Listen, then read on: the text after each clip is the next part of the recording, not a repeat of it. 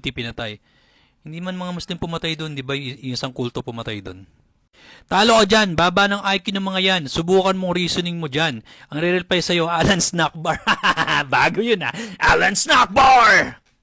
Religion of bacon haters. So nga, napakain mo kaya ng bacon yan. Tingnan natin makakain yan. Hindi kaya ma-choke yung mga kupal na yan. Ganyan talaga mga Muslim boss. Totoo lang, ang gugulo talaga nila eh. Dati nga yung Lebanon, kung iba-backtrack nyo ang Lebanon dati, ano yan eh, lugar yan ng mga prinsesa, ng mga prinsipe, doon nag-aaral sa Lebanon. Pero dahil sa gera, like ko sinasabi, hindi lahat ng Muslim, pero laging kayo ang involved, mga Muslim, pag may gulo sa mundo. Pag may terrorism, may bombahan, hindi lahat ng Muslim, pero laging Muslim ang involved pagdating sa terrorism. Bakit ba? Ano ba pinaglalaban ninyo? Lalo-lalo sa Pilipinas, kung maka-epal yung mga yan, akala mo naman, Muslim country ang Pilipinas. Nung naging presidente si Duterte, anong ginawa niya? Ginawang holiday yung Idil Fitir. Bakit? Muslim country ba tayo?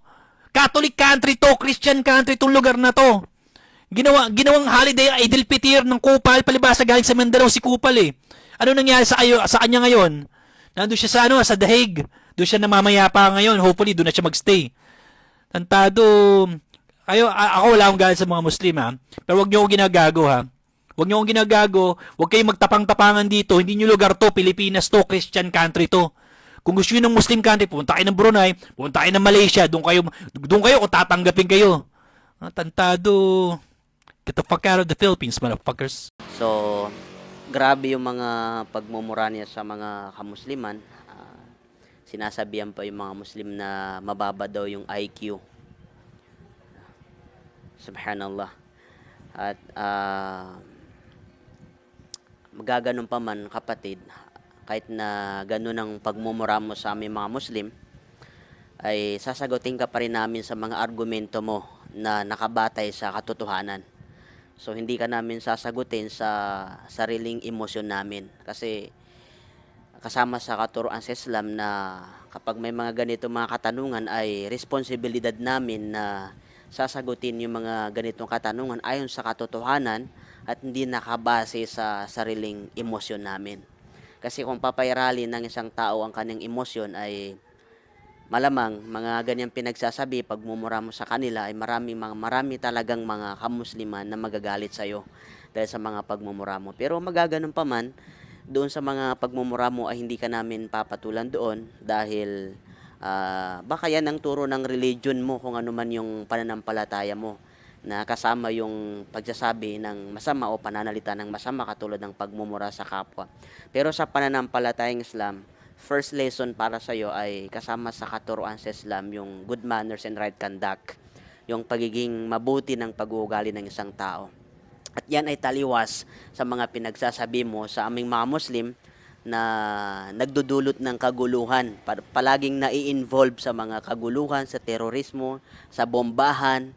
So taliwas yan sa katuruan ng Islam, kapatid, kasi ang Islam ay it is a religion of peace. Nandito yung kapayapaan sa reliyong Islam. In fact, hindi ka magiging ganap na Muslim kapag wala sa iyo ang tunay na kapayapaan.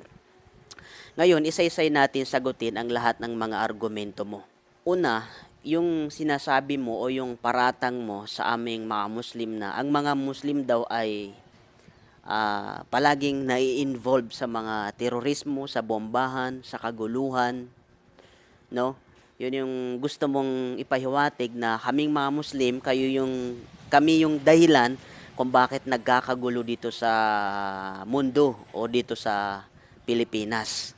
So, unang-una, ganito kasi yung mindset ng tao eh. Alam naman natin, hindi naman natin tinatanggi na ang mga Kristiyano ay ayaw talaga sa mga kamusliman. Pero hindi naman lahat. May mga Kristiyano naman at mga kamusliman na sila ay nagmamahalan, sila ay nagkakaunawaan sa isa't isa. Siguro, ang mga katulad mo lang talaga yung na-brainwash, kaya ganun ka na lang magsalita ng masama sa kamusliman na hindi ka nagbalik tanaw sa yung mga pag-aaral. Alam naman natin na palaging nadidiscriminate ang mga kamusliman sa mga ganitong bagay. Tingnan mo, kung babalikan mo kapatid ang kasaysayan dito sa mundo, kung sino yung namuno sa World War I at saka yung World War II, hindi ba hindi mga Muslim yon? Tapos ipaparatang mo sa mga kamusliman na sila yung nagdadala ng kaguluhan dito sa mundo o alimang bansa ay ang mga Muslim. Tignan mo, yung World War I at saka World War II, para sa yung karagdagang kaalaman, hindi po mga Muslim ang nagpasimula nun, kundi ang mga taong hindi Muslim. Ang mga Kristiyano, Hudyo, sila yung mga tunay na mga tao na nagdulot ng karahasan sa mundo. Sila nagpasimuno nun at hindi mga Muslim. Tapos ang nangyayari sa panahon natin ngayon, parang ganito kasi yan eh. Kapag Muslim ang inaapi, parang deadma lang sa paningin ng mga tao. Parang okay lang sa kanila eh.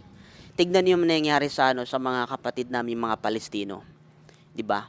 Almost every year, itinataon nila sa pagdiriwang namin ng buwan ng Ramadan ay binobombahan sila habang sila nagdarasal.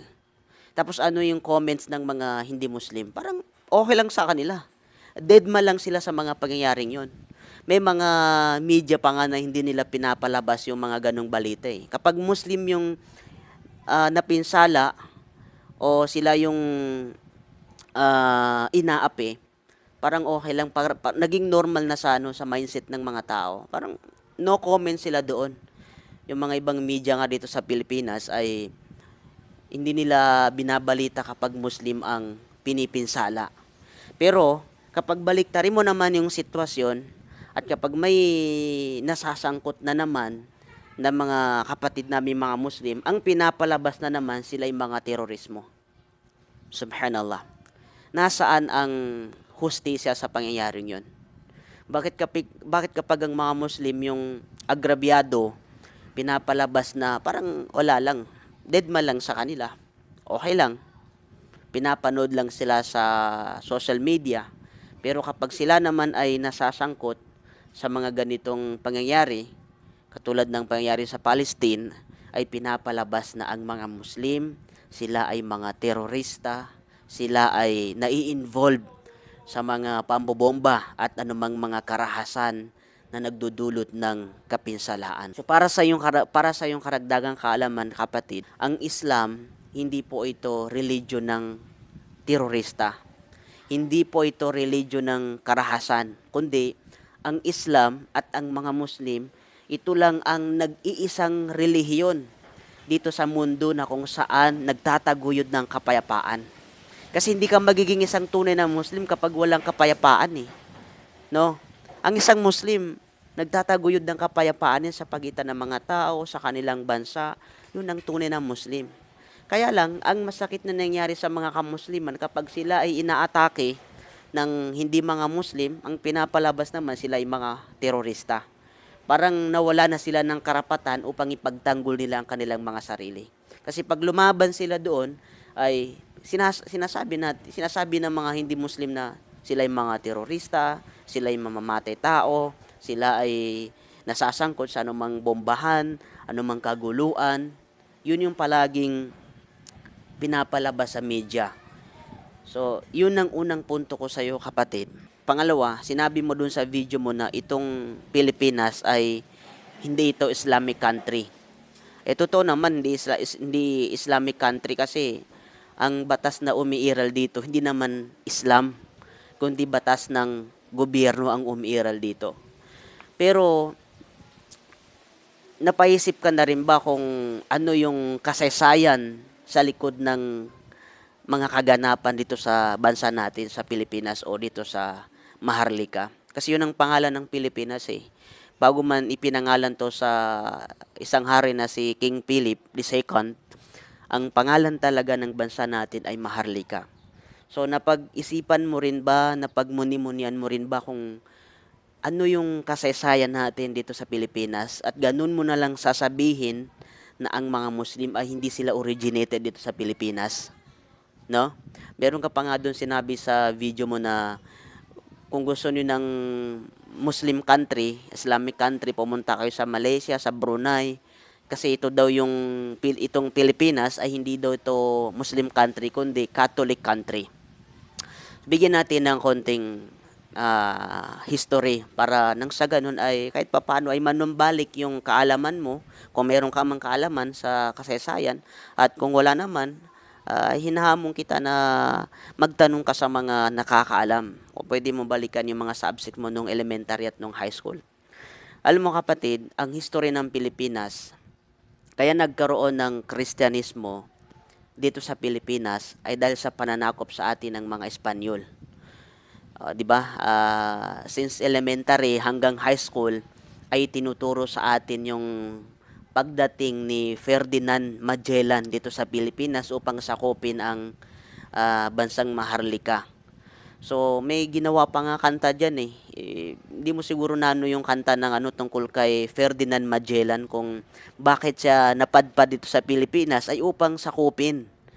Yun yung ninuno mo Kasi yung religion na dala-dala ni Ferdinand Magellan ay Christianity. To be specific, yung Katolisismo, yung Katoliko. Yun yung religion na dala-dala ni Ferdinand Magellan dito sa Pilipinas upang sakupin yung mga tao dito na naninirahan ng mapayapa para ipayakap sa kanila ang relihiyon ng Christianity o yung Katoliko. Kaya nung dumating si Ferdinand Magellan, pinapapili niya yung mga tao, yung mga ninuno natin dito na mga kamusliman, yung mga ancestors natin, kung ano ang kanilang pipiliin. Kung hindi nila pipiliin yung cross, which is yun yung magpabautismo ka sa religion ng Christianity, ang ibibigay nila sa iyo sword. Ibig sabihin, espada ang makukuha mo. So kaya ang nangyari sa kanila ay napilitan silang yumakap sa Kristyanismo dahil sa dahas na dala-dala ni Ferdinand Magellan dito sa Pilipinas. Yun yung pinagmamalaki mong yun yung pinagmamalaki mo dun sa sinasabi mo na dito sa Pilipinas ay bansa ng Christianity, ng mga Kristiyano. Oo, kasi dun kayo nagsimula kay Ferdinand Magellan Yun ang ninuno nyo kung bakit nagkaroon ng Christianity dito sa Pilipinas.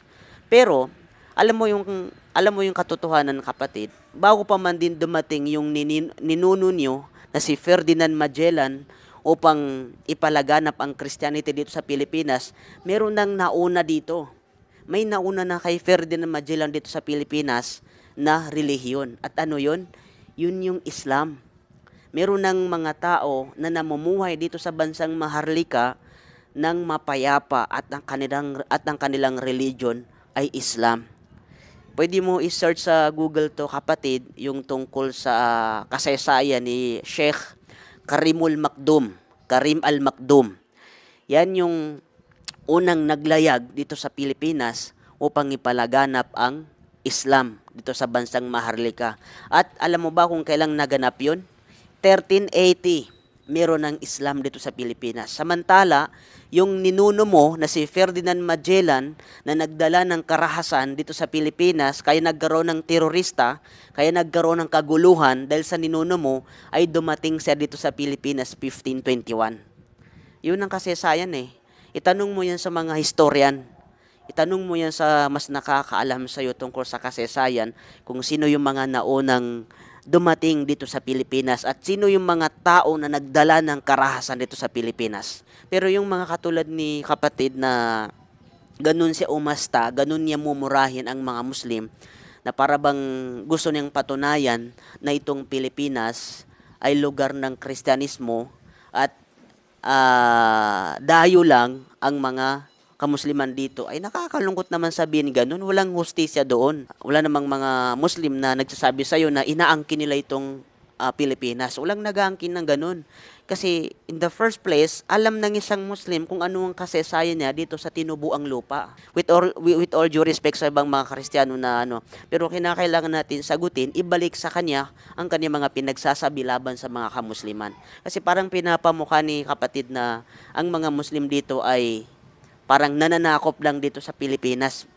Sila'y mga dayo dito at ang kanilang lugar ay sabi niya pag gusto niyo ng Muslim country, pumunta kayo sa Brunei, pumunta kayo sa Malaysia kasi yun daw ang Muslim country. Pero hindi pa niya siguro napag-aralan ang kasaysayan ng mga Muslim dito sa Pilipinas na kung saan Sila yung unang naninirahan dito sa Pilipinas bago pa dumating ang ninuno nyo na si Ferdinand Magellan. So inaanyayahan ka namin kapatid na makipag-usap ka sa mga mas nakakaalam. Pag may mga katanungan ka tungkol sa reliyong Islam, ay maaari mong ikonsulta sa mga senior namin, sa mga leader namin sa reliyong Islam, sa mga kamusliman.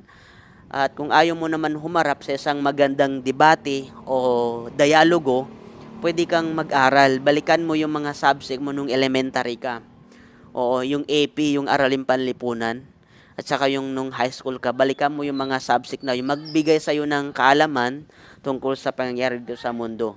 Pero uulitin ko, lahat ng mga sinasabi mo, ito ay ibinalik ko lamang sa'yo, sinagot ko lamang lahat ng mga argumento mo na kung saan hindi naman nakabase sa factual evidence lahat ng sinasabi mo. Dapat kasi pag tayo ay social media influencer or vlogger na parang ano tayo, gusto natin magsalita, mag-content tungkol sa religion o sa history, dapat see to it na everything is based on the factual evidence. Dapat meron tayong meron tayong basis eh. Hindi po tayo pwede gumawa ng isang content dahil lang sa, for example, meron kang trust issue sa isang Muslim. Meron kang problema sa isang Muslim tapos gagawa mo ng content as a whole, sisiraan mo ang mga kamusliman, sisiraan mo ang religion ng Islam. So hindi pwede ganoon. Dapat na lahat ng gagawin natin ay nakabase tayo sa katotohanan. May ebidensya tayo eh. Ako, nagbigay ako sa iyo ng ebidensya na dito sa Pilipinas, hindi kami bago dito sa Pilipinas. Kaming mga Muslim, ang tunay na nagtanggol sa bansang ito, nang sa gayon ay hindi tayo totally nasakop ng mga Espanyol, ng mga ninuno nyo na nagdala ng karahasan dito sa Pilipinas. Kasi tignan mo sa Mindanao, ang Mindanao, hindi yan nasakop ng mga Espanyol kasi lumaban ng mga Muslim. Lumaban ng mga Moro eh. Oo, lumaban sila, pinagtanggol nila. Nasan kayo? Oo. Sa bagay, hindi naman kayo dito, hindi naman dito ang ancestral land nyo eh. Kasi ang nagdala sa inyo dito ay si Ferdinand Magellan. Oo. At karagdagang kalaman sa iyo kapatid, tignan mo yung dito sa Manila. Di ba narinig mo na yung mga salitang Sulaiman? Narinig mo na yung Raha Sulaiman, Raha Humabon, Lakandula, Sultan Kudarat. Alam mo, kung familiar ka sa mga pangalan na yan yung mga pangalan ng mga ninuno noong unang panahon at sila ay mga Muslim. Ganon din si Lapu-Lapu, di ba? Siya yung nakipaglaban doon sa ninuno mo na nagdala ng karahasan dito sa Pilipinas. O nagtanggol si Lapu-Lapu, siyang lumaban para sa bansang Maharlika, kaya't napa-atras na lang yung mga Espanyol. So sino si Lapu-Lapu? Isa po siyang Muslim. Oo. So kinakailangan mo kapatid na pag-aralan ang kasaysayan. So hinahamon ka namin na magbasa tungkol sa kasaysayan at magtanong. Yun ang pinakamalaga, magtanong ka at magbasa bago ka gumawa ng content, lalo na kapag ikaw ay tinataguri ang isang doktor. Hindi ko alam kung paano ka naging doktor eh. Oo, hindi ko alam kung paano ka naging doktor kung hindi ka dumaan sa mga general education. Kasi ang alam ko, pag naging doktor ka, dumadaan yan sa general education. Meron kang professional education, meron kang general education.